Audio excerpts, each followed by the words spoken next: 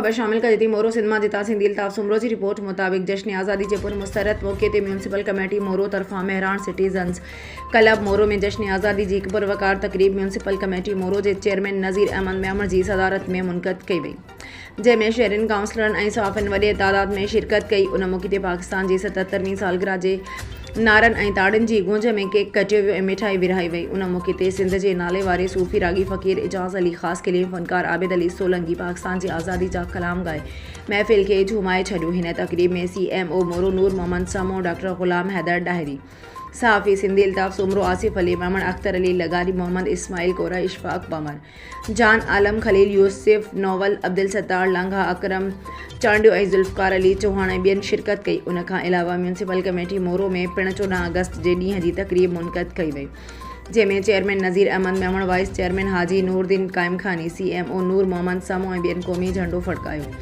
उन मौके ते पाकिस्तान ज़िंदाबाद जा नारा हयां विया ऐं मिठाई विरहाई वई। बाद में मुनक़द कयल तक़रीब के अॻवाननि ख़िताब कयो।